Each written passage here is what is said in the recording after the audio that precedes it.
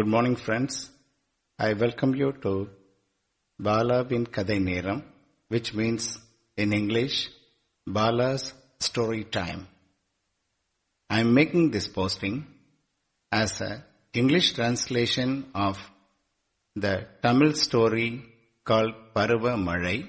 It's written by Tamil author Mr. Tarunadithan and it has been published in the Tamil website called Solvanam.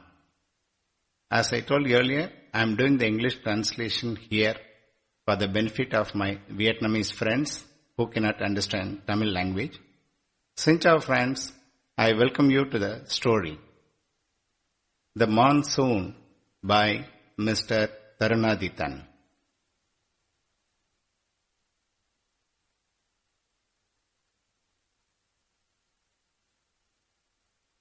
The summer of Delhi, the Indian capital, was already making a harsh breakfast statement when Professor Ramchandra was at the table with bread toast and orange juice. He had his usual morning of half an hour walk, the Hindu newspaper cum coffee, and a shower afterwards. Not so usual was the phone call just then. It was from the Prime Minister's office. In his 2 years of service in meteorology department, which makes the weather forecast, he hadn't received a call previously from even a minor portfolio minister. A few files he occasionally dealt with when there were issues raised in Parliament were routine. What on earth does the Prime Minister want to know about weather? Ramachandra, who was due to retire in a little over a year, was a bit excited if it could be about extension of service. Could it be? Before quickly brushing aside the thought, knowing he hardly had any connections needed to facilitate such. Besides, he knew his protege Sanjeev Malhotra is biding his time impatiently to get rid of the additional from his current title of additional director, as Krishnamurti has won long ago. He wondered if he should make a phone call to Krishnamurti. Krishnamurti was Ramachandra's student at MIT. Later he became colleague, current scientific advisor, and it is the grapevine that he should be the next chairman of Atomic Commission or Space Commission. Sumati, Ramachandra's wife, she was staring at him with anticipation. No, this information is not for her, he decided. Oh, it's impossible to have a quiet breakfast with Ram, you see. Even this morning, there was a call from PMO, is how she would get started at the ladies' club, laboring hard, an impression that he gets solicited.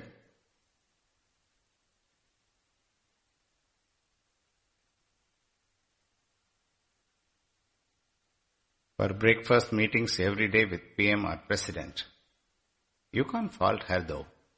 Whilst most of her friends talk about their husbands accompanying ministers for trips to US and Europe, she had been a bit embarrassed not to have had much opportunity other than her husband visiting Bangladesh.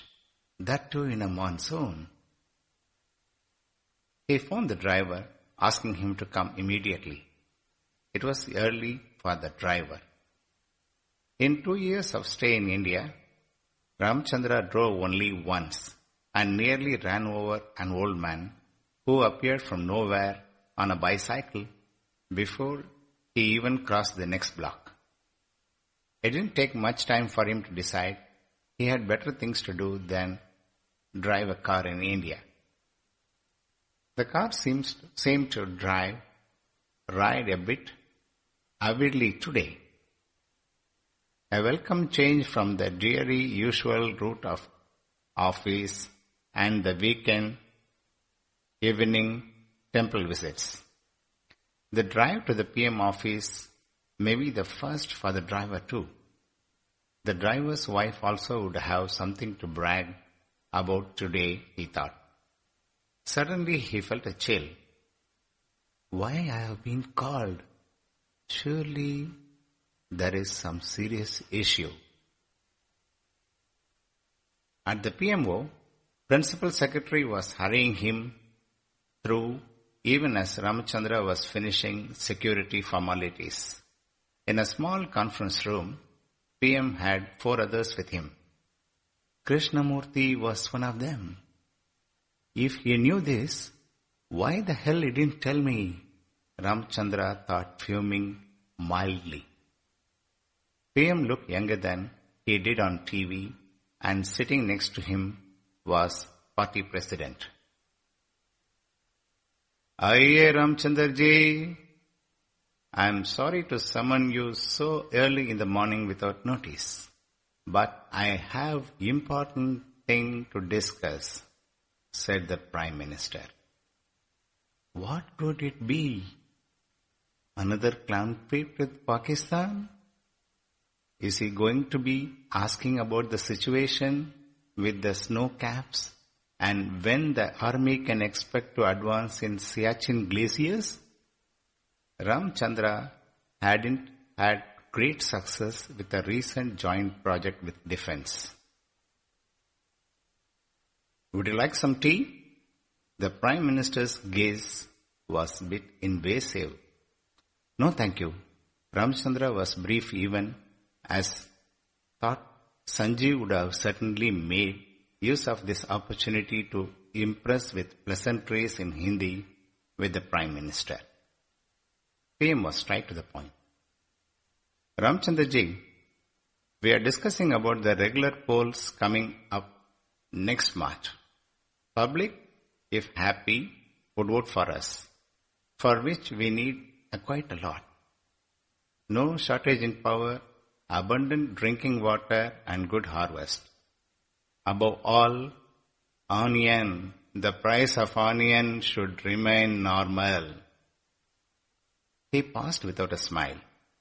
Otherwise, they will just forget whatever welfare we did last few years and vote for the opposition. All I want from you is what the prospects are for a good monsoon this year. If it is not expected to be good, we'll call for early elections and go to the polls this June itself. The arrangements in that case need to start immediately. If next year, then we have time for preparations. Oh, now tell us, will all the supercomputers you have deployed in your department? Professor was stuck. What should be the answer and how do I start? He caressed a ring on his finger once. Very easy question to ask, but the answer cannot be so definitive. With the current models and simulations in place, predictions much in advance cannot be accurate. The temperature measurements of land terrain, sea and other information need to be gathered, and only by the month of May, a forecast can be offered, that too with only 60% accuracy. How could I explain all this to this aging Prime Minister? Wish it was the young former PM who he heard was technologically savvy.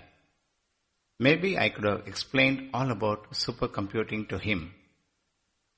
This man who is in front of me needs a simple and straightforward answer, which I don't have. Shall I say there is no conclusive answer? He thought for a moment. He noticed that Krishnamurti was gesturing at him, trying to pass a hint, but couldn't figure out what he meant actually. All eyes were on Ramachandra, and clearing his throat unnecessarily, Ramachandra said, "Sir, it's difficult to predict accurately with the current models. But you said the new computers allow you to do that in your last year press release, Mr. Ramchandra?" "Yes, we keep our systems constantly upgraded. However, it's difficult to offer a definitive answer this early, sir." The PM's look combined skepticism and disappointment. Heavy silence hung in the room, and there was only the sound of the humming air conditioner. Ramchandra felt quite uneasy. He sipped some water from the glass. "Nevertheless, Prime Minister Ji, I will try to see how best I could help based on current models." Ramachandra knew he was far from convincing and felt a bit awkward. As soon as Ramachandra entered his office that day morning, the phone rang.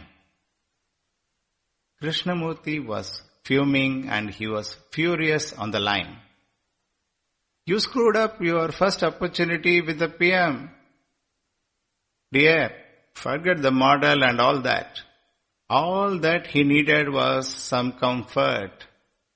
Could you have not done that in the minimum?" was Krishnamurthy's voice. Krishna, but this was being thrown at me all of a sudden, and in the midst of all that gaze, what can I do?" "Don't you know, Krishna, according to the probability theory," Krishnamurthy interjected, "you're out to spoil the opportunity coming your way. See if you can come up with a better response within a week." "Ramachandra, no one needs your lectures on probability and random variables. Do you note the point? Is it okay?" Krishnamurthy hung up the phone.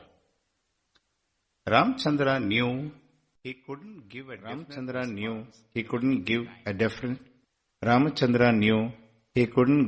different response in a week's time. What do these people know about monsoons and seasons, he thought. Do they know the endeavors right from the Vedic times on not just the worship of rain, but the science of it? That Varahamihira mentions about its calculations and Chanakya tells about measurements. The challenge is as old. Do they know how the Department of Meteorology was first established in 1875 and who was the first Indian scientist to join us? How silly of them to expect that I could offer them a precise prediction that on the 1st of June, 6th hour, 37th minute, a reservoir in Kerala would be filled to the brim. Just because we have a satellite and a computer.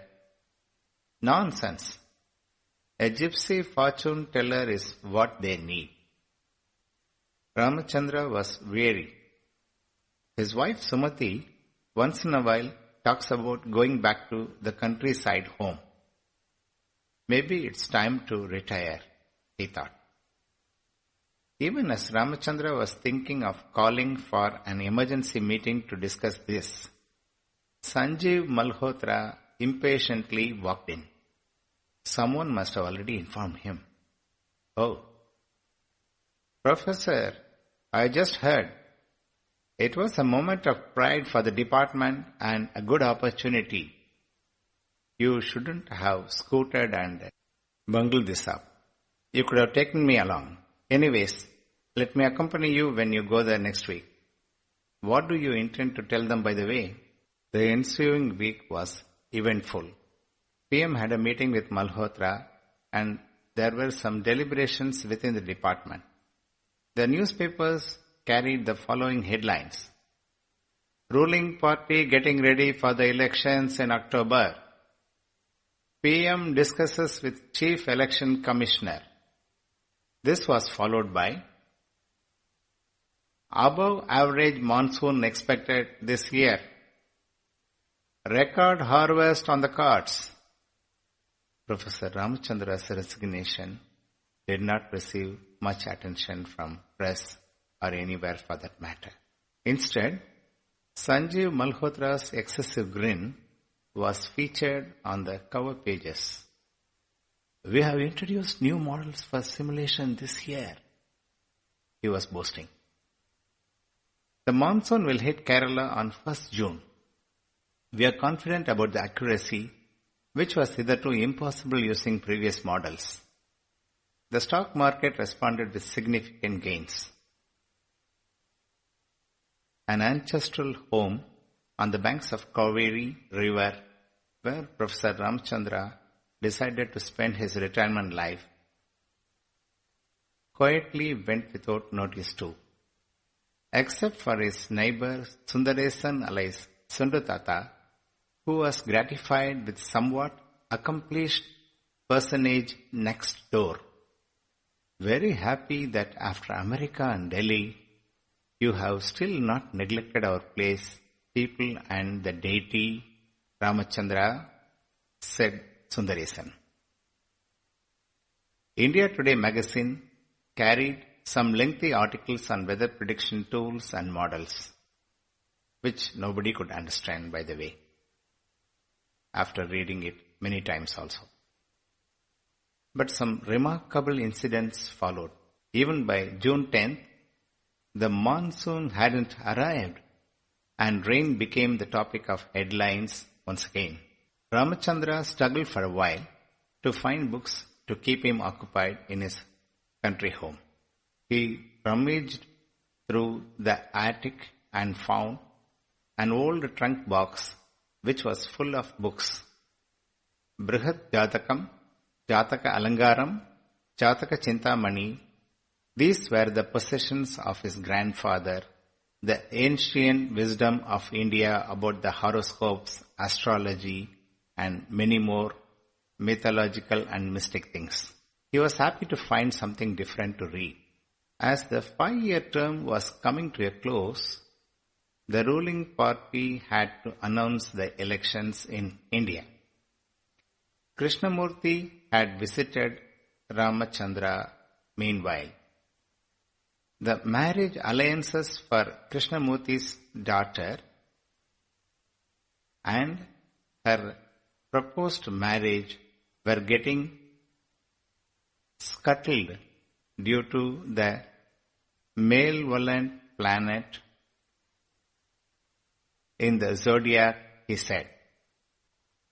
Manglik dosham in the horoscope, it has to do with the planet Mars, which was standing opposite to the progress or the prospects of the girl to get married as per the Indian astrology. Ramachandra casually obtained the girl's horoscope, did some study referring to the old books, and gave some guidance on how to go about this. Eventually, the marriage happened by the same date Ramachandra had pronounced as a part of his counseling to Krishnamurti. Very soon, Ramachandra was inundated with telephone requests from ministers, visits of secretaries, and other political bigwigs who seeked his blessings and also counseling based on astrology as to how to go about with their prospects in their life and career. The Prime Minister's apprehensions came true. The rains were inadequate that year. The harvests were low. Nationwide power cuts happened, and also the most dreaded thing also happened. The onion was selling for rupees 100 per kilogram. At Professor Ramachandra's behest took place more weddings, successful transactions for businessmen, admissions in Ivy League universities abroad India for children, and he couldn't go wrong anymore. In the polls the ruling party had suffered an unprecedented rout. The ruling party, however, started its maneuvers for a coalition government by roping in two more partners. However, the media was speculating the issues and the question of who would get the top job of Prime Minister in such a coalition. The parleys were dragging on for more than a week. On a fine evening, when Ramachandra was immersed in the Nicha Banga Raja Yoga study, there was a phone call from the Prime Minister's office. The Prime Minister is visiting Chennai on an urgent work. The media had its own share of guessworks and conjectures on what the impending work was. Was it to meet the reluctant regional party head to woo him into an alliance? Nobody knows. PM wanted to discuss with Ramachandra his horoscope and seek some advice. The principal secretary told Ramachandra, could he travel to Chennai for a brief meeting? Transportation conveniently arranged? The thought of tiring journey wasn't appealing to Ramachandra. Neither did the idea of meeting the PM as he recalled the last encounter bitterly. He politely declined, saying he had a function to attend locally on the same day. Television channels were opining that the ruling party would only be inviting trouble if they included the Tamil Nadu leader in their coalition. Even if the coalition was successful in forming the government, its stability is a serious question, the media would scream. The next morning, Professor Ramachandra woke up to the tweet music of the birds.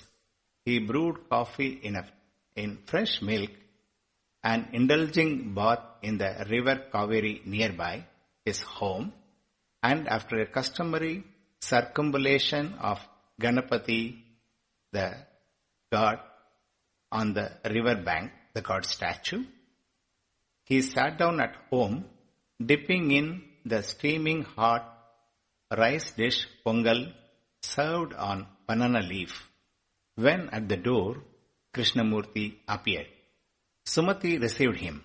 The PM was waiting in the car and hopes Ramachandra would forgive him for the past events and grant him a meeting, pleaded Krishnamurti, seeking Sumati's help in the process.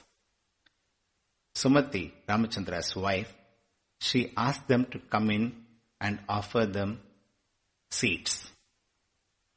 Ramachandra took his time to finish the breakfast and leisurely climbed on the wooden swing chair and sat down comfortably.